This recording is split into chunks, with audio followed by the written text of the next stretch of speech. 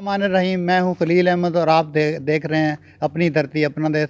जैसा कि आपको मालूम है कि हम लोग इस चैनल के थ्रू पाकिस्तान के जो मुख्तलिफ शोबे हैं उसमें जो प्रोग्रेस हो सकती है उसी हवाले से बात करते हैं। और इस शोबे को ही जितनी मुश्किलात जिस शोबे में आती हैं तो हम उसको बार बार जो है ना वो डिस्कस करते हैं। तो आज जो हमारे पास मौजूद है वो है पाकिस्तान में, जैसा कि आपको मालूम है कि ज़राअत जो है ना वो पाकिस्तान का 70 से 80% पाकिस्तान का जो तरक्की का इन्हिसार है वो ज़राअत के ऊपर होता है।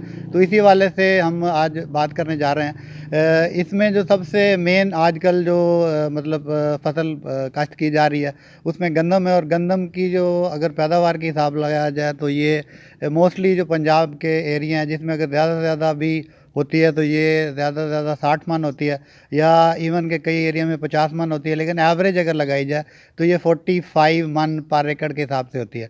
लेकिन अभी इसमें भी बहुत ज़्यादा डेवलपमेंट आ गई हैं, जैसा कि आपको भी मालूम है कि कुछ यूरोपियन कंट्री हो गया या कुछ ऑस्ट्रेलिया वगैरह हो गया, तो इसमें गंदम के हवाले से उन्होंने बहुत ज़्यादा डेवलपमेंट की है और यही पैदावार जो है ना वो 100 मन से 120 मन तक ले गए हैं। लेकिन अल्हम्दुलिल्लाह पाकिस्तान में भी मुख्तलिफ जगह पे ऐसा हो रहा है। बीज जो है ना वो एक नया लाया गया है जो कि 6 किलो जो है ना वो 1 एकड़ के लिए काफ़ी होता है, और इसकी जो पैदावार है वो 100 मन से भी ज़्यादा होती है।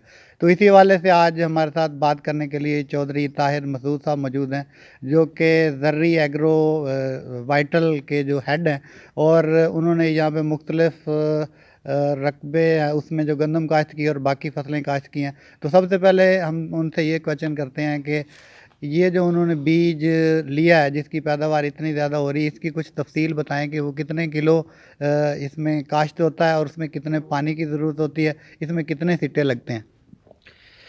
जी बिस्मिल्लाहिर्रहमानिर्रहीम। खलील साहब, आपने बड़ा अच्छा क्वेश्चन किया। मैं आपको इसकी तफसील कुछ इस तरह बताता हूँ कि मैं क्योंकि पुराना ज़मींदार नहीं हूँ, मैंने 2010 से ये फार्मिंग शुरू की, तो मैंने रकबा ख़रीद करना शुरू किया। अब अल्हम्दुलिल्लाह मेरे पास बहुत बड़ा प्लॉट है और मैंने इसमें, ये हमारा जो इलाका है ये आपको पता है डेज़र्ट है, और इस डेज़र्ट में छोटे छोटे ज़मींदार हैं और एक ही नहर है जिसको HR कहते हैं, हाकड़ा ब्रांच।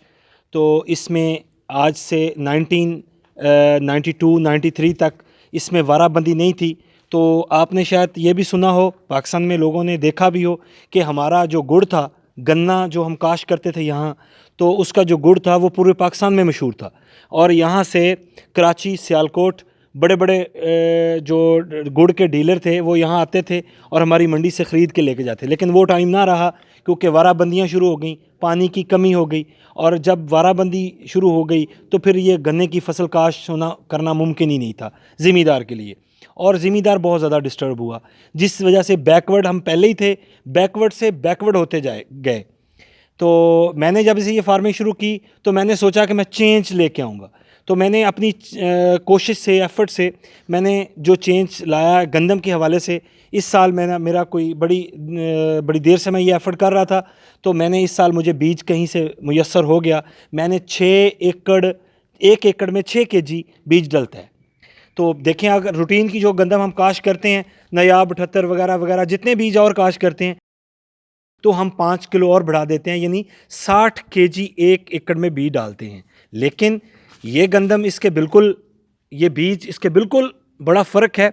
तो ये मैंने अभी थोड़ा सा लेट काश्त की थी, जो मैं अभी दिखाया है आपको, मैंने काश्त दिखाई है, गंदम खड़ी दिखाई है। तो ये मैंने लेट काश्त करने के बावजूद भी मैंने इसको 6 kg बीज डाला, और एक बीज के दाने से इसके 60, 65, 66 सिट्टे बने, और वो नीचे से उसने एक पौधा नमा हो गया, उसने एक जड़ बना ली। और उस पौधे बनने की निस्बत से इसका एक बड़ा फ़ायदा ये हुआ कि हमारे यहाँ इलाके में आंधियाँ आती हैं, बारिशें आती हैं। तो जब आंधी चलती है तो पानी लगा हो, ज़मींदार ने अपनी गंदम को पानी लगाया हो, या बारिश पड़ी हो, जब ये दोनों काम होने के बाद आंधी चलती है तो गंदम गिर जाती है। जब गंदम गिरती है तो गिरते ही, गंदम गिरने के बाद जब कटाई होती है, उस टाइम पीरियड में, वो राउंड अबाउट पीरियड होता है गंदम के गिरने का और काटने का, तकरीबन 1 माह के गिरदो नवा। तो उस पीरियड में गंदम का 10 मन पर एकड़ एवरेज कम हो जाती है गिरने की वजह से। तो अल्हम्दुलिल्लाह इस बीज की एक क्वालिटी तो ये है कि बहुत कम पड़ता है। दूसरा ये है कि हम 40 से 45 मन एवरेज लेते हैं। 30 मन से शुरू हो जाती है और 45, 50, 55 के मन तक जाती है पर एकड़ की। इसकी एवरेज अल्हम्दुलिल्लाह 120 मन के करीब होगी। मैंने आपको दिखाई है कि वो जब उसके सिट्टों की तादाद की वजह से आपको अंदाज़ा हो जाएगा कि उसकी एवरेज क्या होगी। तो ये इंशाल्लाह मेरी लेट होने की वजह से ये 120 मन 100 और 120 के करीब आएगी। वरना इसकी जो अगर इसको सही टाइम पे काश्त किया जाए तो मैं ये अपने ज़िम्मेदारों को खुशखबरी देना चाहता हूँ, अपने पाकिस्तान को ये खुशखबरी देना चाहता हूँ। अगर इस पे ज़िम्मेदार जो लोग हैं वो इस पे छोटे ज़िम्मेदार ज़्यादा तवज्जो दे कि वो कम ज़मीन में ज़्यादा फसल को गेन कर सके, तो वो इसकी एवरेज 150 मन के करीब जा सकती है एफर्ट करने पे। तो ये मतलब मैं उम्मीद करता हूँ अभी चंद दिनों के तक इसकी कटाई, क्योंकि मैंने लेट काश्त की थी, ये लेट मार्केट से आएगी, तो मैं आपको बताऊँगा इसकी क्या एवरेज आई है इंशाल्लाह। जी, जैसा कि उन्होंने बताया कि इसकी पैदावार जो 120 मन तक हो सकती है। तो अब ये है कि अभी तजर्बाती तौर पे उन्होंने इसको काश्त किया, तो एक तो ये कि अभी उन्होंने कितने एकड़ काश्त किए, और दूसरा मेरा क्वेश्चन ये है कि नेक्स्ट जब अगले साल में ये कितने एकड़ में काश्त करेंगे, और अगर कोई इनसे ये बीज के हवाले से बात करता है तो क्या उनको ये बीज प्रोवाइड भी करेंगे? जी खलील साहब, मैंने इस दफ़ा तजर्बे के तौर पे 5 एकड़ काश्त की थी, और अभी 5 एकड़ के 5 एकड़ को मैं बीज बनाऊंगा। और अभी नेक्स्ट मैंने गंदम के बीज को नेक्स्ट जब गंदम का ज़िंदगी रहे, सांस ने मौका दिया सांसों ने, तो मैं नेक्स्ट साल 200 एकड़ काश्त करूंगा इस गंदम को। और इसके अलावा जो मेरे पास बीज बचेगा वो मैं अपने इलाके के छोटे छोटे ज़िम्मेदारों को दूंगा एज ए गिफ्ट, कि वो अपनी 2-2 एकड़ 1-1 एकड़ काश्त करें और वो इससे फिर ग्रोथ करें। जैसा कि आपको भी मालूम है कि गंदम का जब बीज नया कोई बनता है तो उसके मुख्तलिफ जो है ना नाम वगैरह रखे जाते हैं, तो मैं उनसे एक सवाल ये है कि आइंदा वो इसका नाम क्या रखने जा रहे हैं? जी, आपने मुझसे पूछा कि मैं इसको किस नाम से लॉन्च करूंगा इस बीज को। तो मैं वाइटल एग्रो का डायरेक्टर भी हूं। मैं ऑलरेडी वाइटल एग्रो कंपनी को चला रहा हूं। मैं पूरे पंजाब में वाइटल एग्रो को सेल कर रहा हूं, और मैं अपने इस बीज को वाइटल के नाम से ही मार्केट में लॉन्च करूंगा। अच्छा, एक इसमें ये सवाल पैदा होता है कि ये चूँकि यहाँ का जो जनूबी पंजाब का एरिया है, ख़ास तौर पर जो फरोटाबाद का ये एरिया है, इसमें तो ये है कि मोस्टली ज़मीनें जो हैं वो या तो रेतली हैं या कुछ कुछ मैदानी हैं, और बाकी एरिया जैसा कि आप केपीके में चला जाएं तो वहाँ पे पथरीली ज़मीनें भी हैं, और इसके अलावा बहुत ज़्यादा कोई चटियल या ऐसी बाकी ज़मीनें भी हैं। तो उस इसके ऊपर इसकी काश्त की जा सकती है या वहाँ पे इसकी जो कितनी पैदावार हो सकती है? जी खलील साहब, जो मैं इसके बारे में बताना चाह रहा हूँ कि ये जो हमारे पहाड़ी इलाका जाते हैं वहाँ पे गंदम, आप कभी गए हो तो देखा होगा गंदम काश हुई होती है, आलू काश हुआ होता है, मटर काश किया होता है। तो ये 3 चीज़ें पहाड़ों में भी काश हुई देखी होगी आपने। तो ये उन इलाकों के लिए बड़ी वहाँ पे इससे ज़्यादा अच्छी एवरेज आएगी इसकी। और यहाँ पे भी जो ज़मीन मैरा होगी, पक्की ज़मीन होगी, वहाँ पे इसकी एवरेज ज़्यादा आएगी। जो रेत वाली ज़मीन होगी उसमें एवरेज कम आएगी। जी बिल्कुल, अगर ये पैदावार इतनी हो जाए या इससे भी ज़्यादा हो जाए तो ये भी पाकिस्तान के लिए एक एज़ाज़ की बात है कि 120 मन फ़ी एकड़ पैदावार जो है वो ज़ाहिर सी बात है। जैसे गंदम का बहरान पिछले दिनों में चला था कि गंदम ना होने की वजह से या जैसा भी सिलसिला हुआ था, लेकिन अब तो गंदम जो है ना वो बाहर भी एक्सपोर्ट की जा सकती है। तो इसी हवाले से ये है कि अगर लोग जो है ना वो ज़्यादातर अपनी फसलों पर तवज्जो देते हैं, जिसमें क्या लें सब्ज़ी भी काश्त की जा सकती है, लेकिन फ़्रूट एक ऐसा है कि जिसमें बहुत कम लोग तवज्जो दे रहे हैं। स्पेशली जो पाकिस्तान में जो बहुत ज़िम्मेदार जो है ना इस साइड पे नहीं आ रहे। तो इसी वाले से ताहिर मसूद साहब ने अपने कुछ फील्ड पे कुछ एरिया पे उन्होंने अमरूद की काश्त की है। तो आइए उनसे ये पूछते हैं कि अमरूद के हवाले से उन्होंने कितनी काश्त की है या इससे मुतवक्के जो पैदावार है वो कितनी हो सकती है? जी खलील साहब, आपने बड़ा अच्छा सवाल किया। इस तरह है कि यहाँ पे हम 2 फसलों पे डिपेंड करते हैं। जिस इलाके में हम रह रहे हैं यहाँ पे ज़मींदार 2 फसलों पे डिपेंड करते हैं। वो एक नरमा है, कपास है, और दूसरा गंदम है। इसके अलावा हम सोचते नहीं हैं। कुछ ज़मींदार सरसों पे चंद एकड़ काश्त कर लेते हैं, तो वो भी उसका भी इतना तवज्जो नहीं देते कि वो मतलब हमने सरसों को प्रॉपर ब्रांड समझ के काश्त करना है। तो मैंने अभी आने वाला वक्त जो है वो ज़राअत को काफ़ी डेवलपमेंट मिलेगी, वो काफ़ी आगे जाएगी इंशाल्लाह। ये मैं देख रहा हूँ, जो मैं देख रहा हूँ कि ज़राअत बहुत आगे जाएगी इंशाल्लाह। तो उसमें बागात की तरफ हम लोगों को, ज़िम्मेदारों को तवज्जो देनी चाहिए। और मैंने अब ये किया, मैंने आपको दिखाया है कि मैंने मुख्तलिफ़ प्लॉट जो मेरे गैर आबाद पड़े हुए थे, जहाँ पे मैं फ़सल काश्त करने की सोच भी नहीं सकता था, वहाँ पे मैंने ड्रिप इरिगेशन करवा के, तो वहाँ पे मैंने प्लॉटिंग की, बागात लगाए और उस पे मैंने ड्रिप सिस्टम से उनको पानी प्रोवाइड किया। और अभी अल्हम्दुलिल्लाह मेरे बाग जो हैं वो ग्रोथ कर गए हैं। अभी मैंने पिछले साल उसकी फल खाया है, लेकिन अभी इस साल इंशाल्लाह वो भरपूर अपने अरूज पे अपना फल देंगे इंशाल्लाह। बाग अपनी अच्छा फल होगा उनका। तो ये रेत पे, टिब्बों पे बाग काश्त करने का कंसेप्ट हमारे पास कब था? पहले जब ये ड्रिप सिस्टम आया है तो हमने ये सोचना शुरू किया, जब हमारे पास ये सहूलत मुयस्सर हुई तो हमने ये सोचा। लेकिन अब ये गैर आबाद रकबे में और आबाद रकबे में हमें फ़र्क नहीं लगता, क्योंकि अगर पानी मौजूद है, वो पानी ज़मीन से अच्छा मिल रहा है तब, नहर से मिल रहा है तब। तो क्योंकि ड्रिप सिस्टम से बहुत कम पानी लगता है, एक पौधा जब स्टार्ट करते हैं, बाग लगाते हैं, तो वो 8 लीटर से शुरू होता है पानी का, 16 लीटर, 26 लीटर, 28 लीटर, 36 लीटर तक हम पानी एक पौधे को एक दिन में प्रोवाइड कर सकते हैं ड्रिप सिस्टम के साथ। मुख्तलिफ अगर पौधा बढ़ता जाता है तो हम उसके ड्रिपर बढ़ाई जाते हैं। जो ड्रिपर पानी पाइप से पौधे को पानी दे रहा है, वो सुबह शाम पौधे को पानी देता है, तो उससे पौधा टिब्बा हो, रेत हो, कुछ भी हो, वो पौधा अपनी ग्रोथ कर जाता है अल्हम्दुलिल्लाह।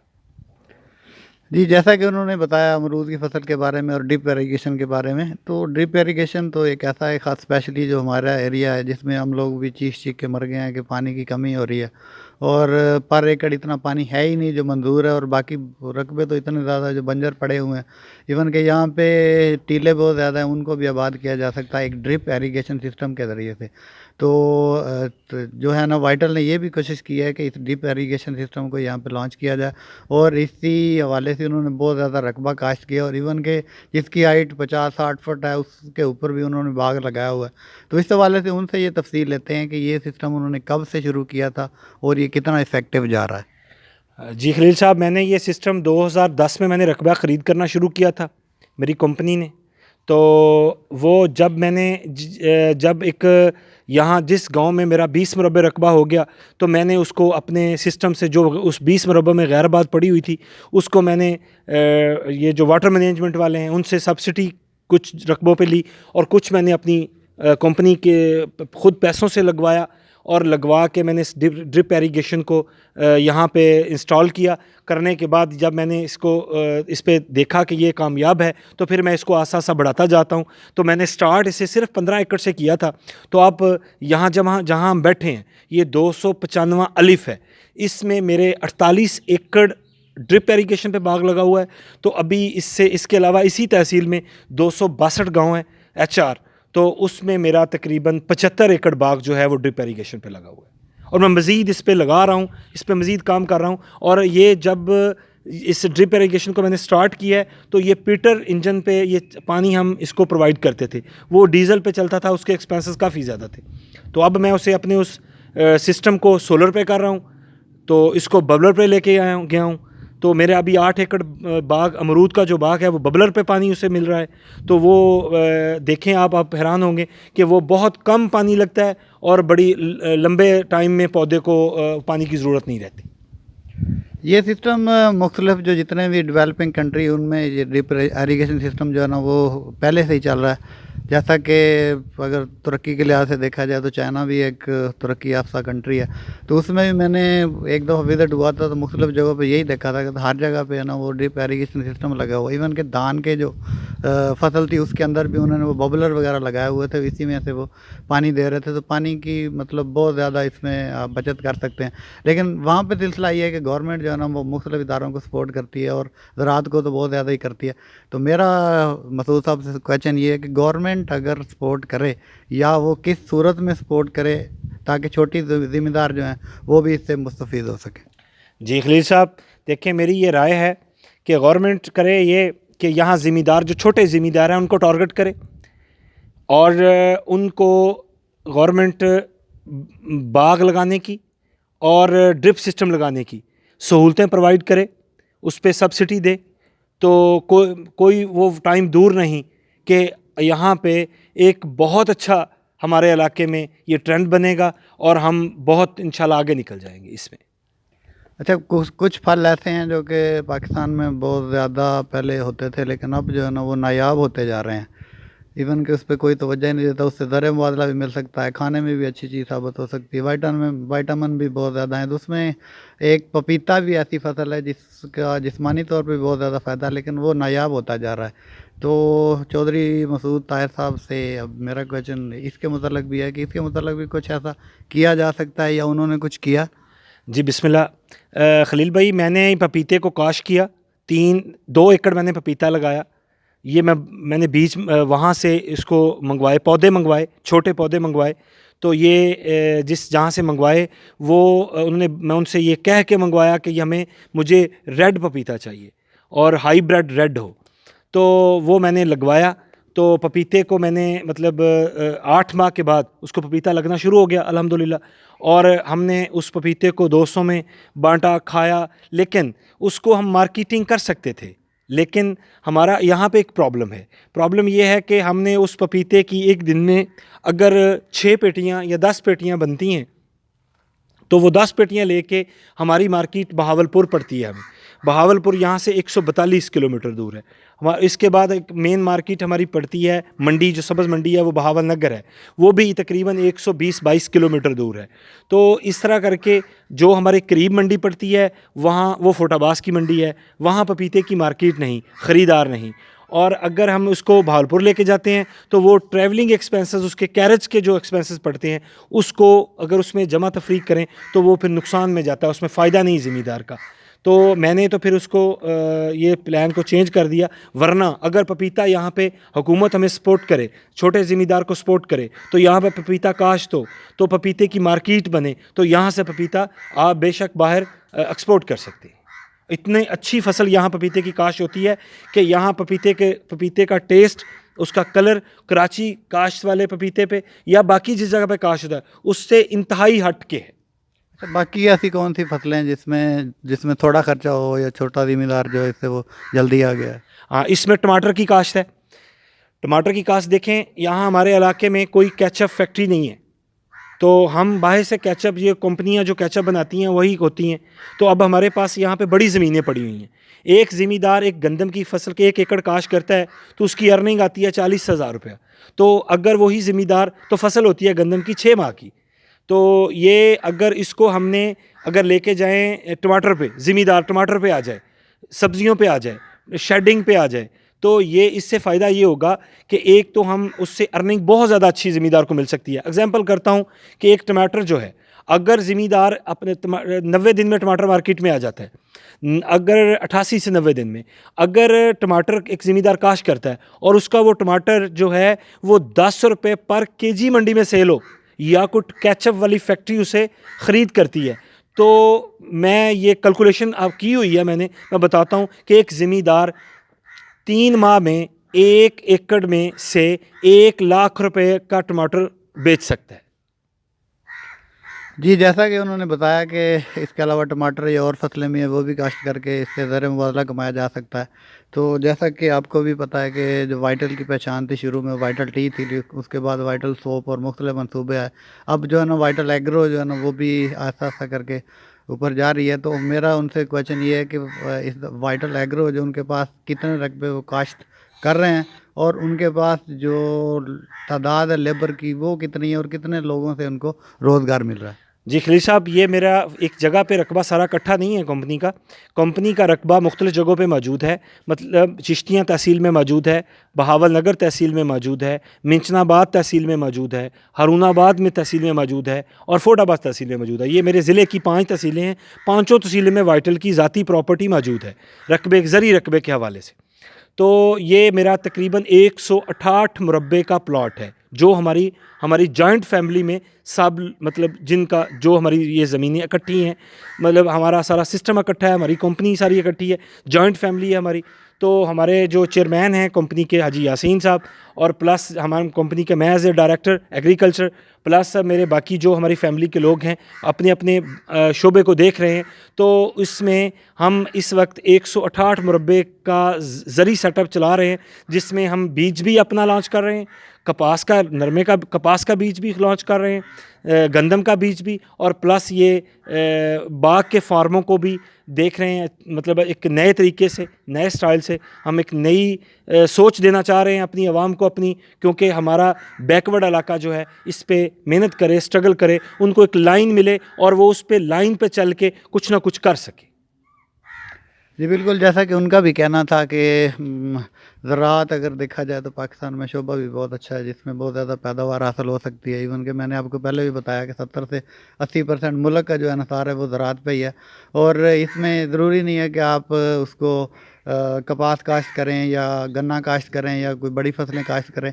आप जैसे टमाटर काश्त करके या ये पपीता या अमरूद या बाकी गंदम या ऐसी चीज़ें काश्त करके भी ज़र मुबादला ले सकते हैं। ना सिर्फ खुद कमा सकते हैं अपने बच्चों के लिए, अपने घर के लिए, बल्कि अपने मुल्क के लिए भी कर सकते हैं।